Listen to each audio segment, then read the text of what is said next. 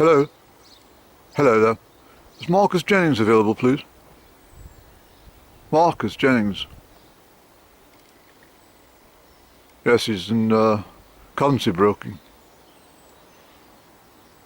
Yes. Oh, could you tell him to call me, please? Yes, on this number. Very good. Thank you. Bye-bye.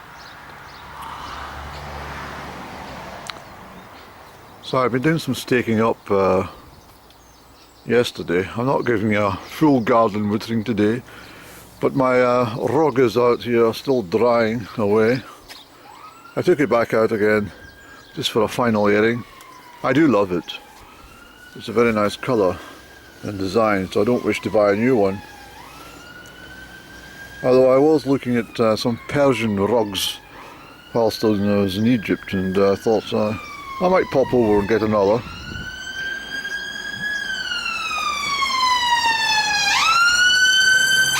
I don't think that was the ice cream van that was passing.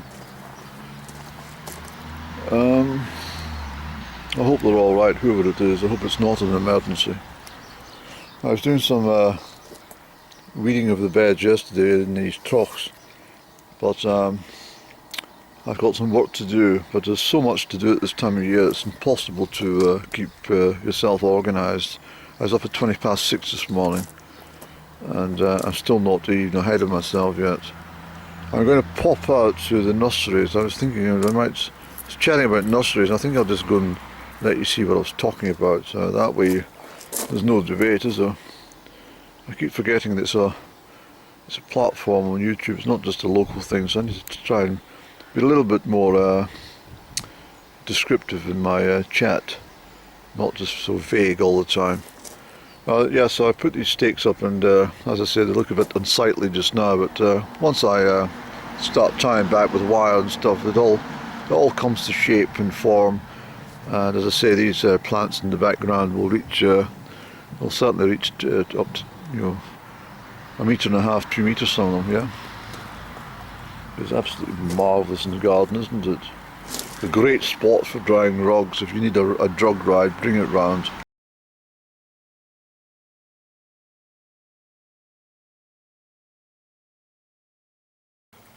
That used to be the nurseryman's cottage over there, out here, just before the bends, before you get to Gilmerton.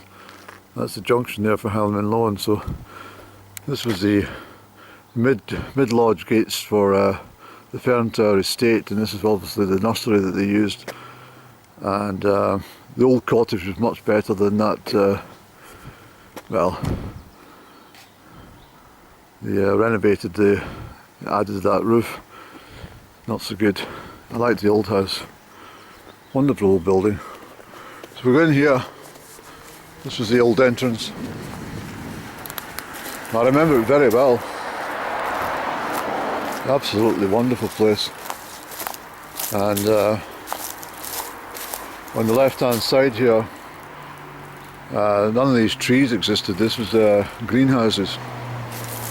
And there was where that stonework is in there. You see the stonework through the trees. This was all like a little office for the gardener, kind of potting shed type office. And this was a pathway track. It was not overgrown at all. It was all very neat and tidy. I'm going back to the 1970s to the 80s, which I remember. As I said in an earlier vlog, that my grandmother would send me out here for me to collect plants for her garden, bedding plants and stuff, and vegetables. But this was all, none of these trees existed at all, I can assure you. It's absolutely fabulous out here. This is I can remember the guy's name, but I'm not going to mention it, his name on camera. Him and his wife. It's just so good in here. It's just awful to see it the way it is now. And of course, this is the into the area of the walled garden. There's more greenhouses that used to exist along here. I think there's still some elements left of the the cottage and stuff that was habited. Well, this was not really a cottage, it was just a little shed for him and stuff. But, I remember this was all clean, it was spotless. Fireplace in the background there. It was wonderful in here, I'll have to tell you. This is you could walk along here, you wouldn't see a weed in place. And these were this was glass houses for the peaches and the grapes and stuff like that. It was grown in here. You might just see the back of the building. I don't know if you can see it in this camera. Oh, here's a better view, Andy. Yeah, so these were the hothouses for the exotic fruits that he grew. See the boiler? So that would be filled with coal and sent through the pipes for the frosty nights. You see the doorway? And this was all covered in glass, and there was not a tree in sight. And this was the walled garden. There was more greenhouses in here. It was an absolutely wonderful place.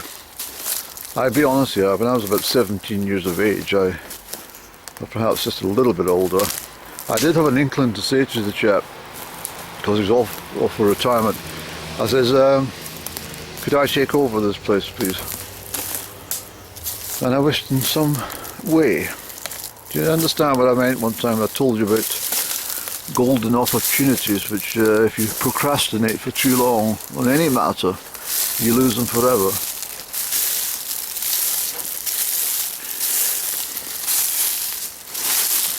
So this is now, I can see a weasel. You might not see it in the camera, but I just saw a weasel down there. But this was all absolutely wonderful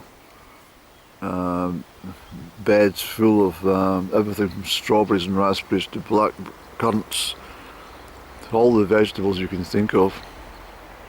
Everything was in here. And flowers and all this. You just walked down and you just selected the flowers you wanted. It really was a marvellous, marvellous place. And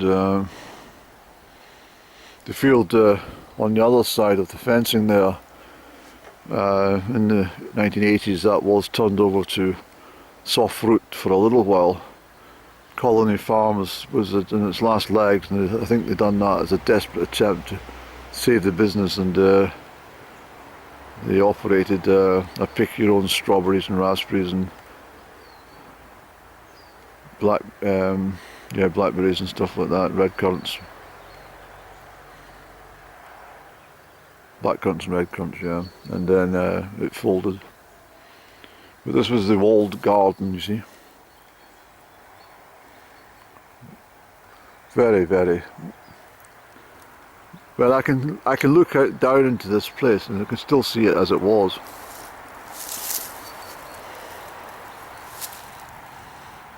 So as I say, my grandmother used to ask me to come up this way to save me the main road traffic, but I just to zoom in that main road. But there's never any cars. Cars every 2 seconds now, but at that time there was nothing on the roads.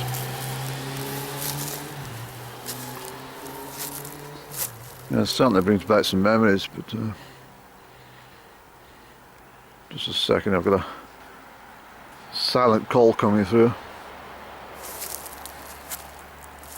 Hello, Marcus. Hello.